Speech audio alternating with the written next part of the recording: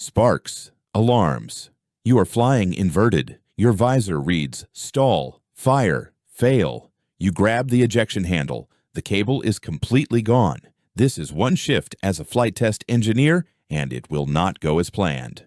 Before dawn, fireproof flight suit, helmet, and a data tablet strapped tight to your thigh. The cockpit looks unlike any normal plane. Orange wires and telemetry sensors cover everything. Before engine start, your ground engineer says, if flutter hits, you have 0.8 seconds. On the runway, the Vmax display blinks before you release the brakes. That is a bad sign. You pull the stick hard, pointing the nose straight into the stratosphere at full engine thrust. G-force hits fast. Vision grays at the edges. Pilots call this the GLOC warning zone. The airframe starts shaking hard. Wing rivets vibrate visibly. This is not normal turbulence at all. The aircraft rolls hard left. The horizon flips in your canopy. Sky becomes ground instantly.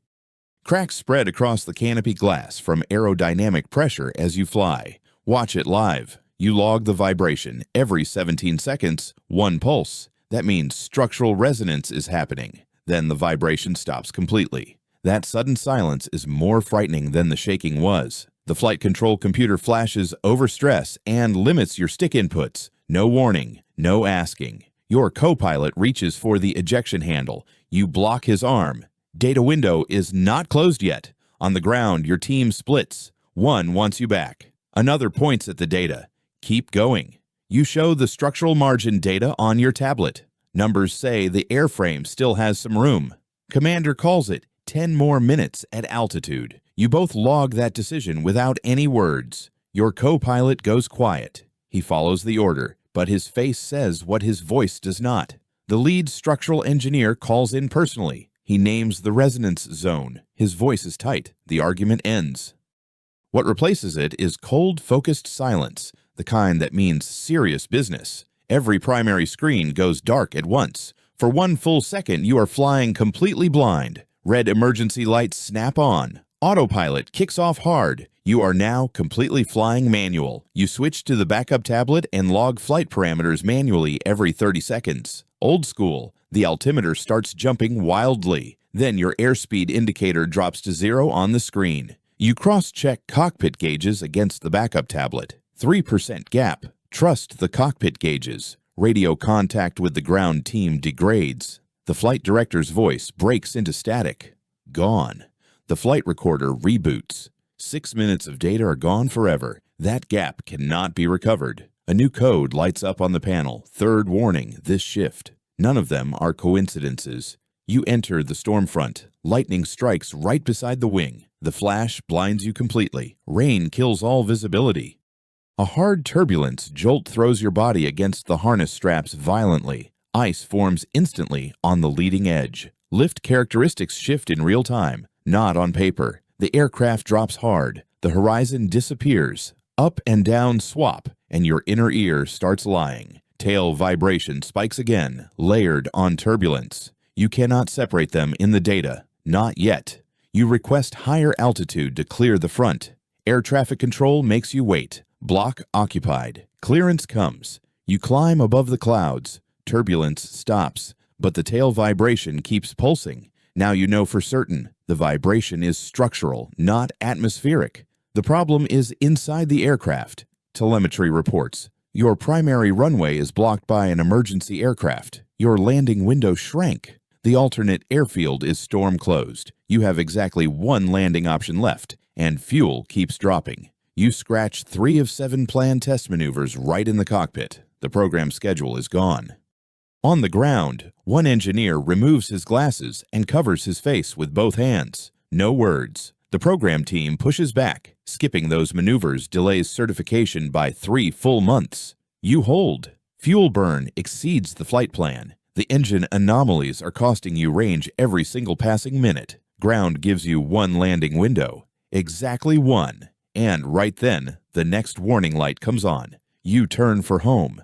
The test program is over. Time ran out. Not the mission. Thick smoke pushes from behind the instrument panel. Your co-pilot covers his face with his sleeve. Fire appears on the wing. Engine 2 loses thrust. The aircraft yaws left. Fight the rudder. You pull the electrical schematic and isolate the fault manually, one circuit at a time. Methodical. Flight protocol. Any smoke warning is treated as a real fire until proven wrong. Descent starts now. Full rudder counters the yaw. Engine 2 partially recovers thrust. Partially is all you are getting. Wing fire out. Fire lights still on. You choose to trust your eyes over the instrument panel. The ground engineering team exchanges quiet looks. Nobody says the word coincidence. Nobody needs to. A full post-flight investigation is called. Every specialist ordered to base. This shift is now a case. Multiple systems fail at once. Warning tones stack on each other until the cockpit becomes just noise. Hydraulic pressure hits zero. Controls go heavy, like steering a truck with absolutely no power assist. Ground declares emergency landing. Fire trucks roll to the runway. You can see them on your camera. You stream vibration data to the ground in real time. The structural team enters emergency analysis mode. The structural lead calls it out over the radio. Fatigue microcrack in the horizontal stabilizer node. You pull the emergency gear handle. One main gear locks solid. The other indicator stays completely dark. You write on the tablet, minimum glide angle, higher approach speed, no flare. You hand it over. Runway is seconds away. Nobody in the cockpit speaks. There is absolutely nothing left to say. The aircraft lines up perfectly over the runway. Every person on the ground stops moving and stares. Telemetry engineers push updated landing parameters to your display every second, all recalculating live. The wheels touch concrete. For one moment, everything seems fine. You think you made it. Your co-pilot reads the emergency checklist out loud without being asked. Training beats thinking every time. The aircraft bounces. The unlocked gear collapses under load. You feel it through the entire airframe. The fuselage scrapes the runway in a shower of sparks. The aircraft yaws sideways off the center line. One brake locks up. You use differential throttle to steer, holding the center line meter by meter. It stops at the very end of the runway. Silence. Nobody in the cockpit moves. Fire crews foam the aircraft. Inside the cockpit, the silence has weight you can almost physically feel. You remove your helmet with shaking hands. Your fingers stay locked around the stick one moment longer. Ground crew cordons off the tail section immediately. Nobody touches the airframe until inspection starts. You are the last one out. Your tablet holds 847 data points from one flight. The flight director walks over, puts a hand on your shoulder, and says absolutely nothing. Engineers open the access panel, monitors scroll through flight data. The whole team stares at the peaks. The NDT inspector confirms a 4mm fatigue crack in the stabilizer weld seam. Right there. The structural engineer gets the confirmation report. Long pause on the line. Then one word. Understood. You sit down to write the official incident report. The first sentence takes you 5 full minutes.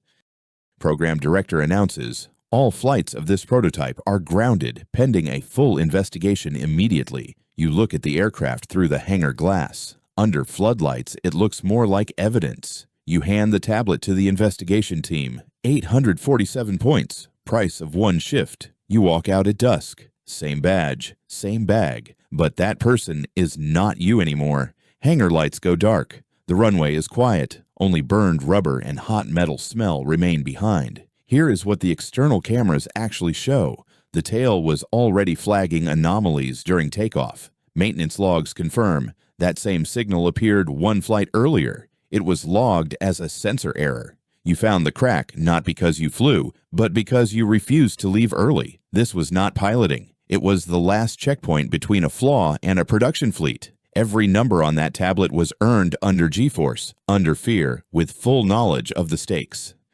Without today, that 4mm crack goes into hundreds of production aircraft flying around the world. Every safe flight in aviation history cost someone a shift exactly like this one. In this job, there are no heroes. Only people who got the data before the aircraft did. Shift closed. Data filed. The next flight will be safer because of what happened on this one. Insider Shift. Like, subscribe, and come back for the next shift with us.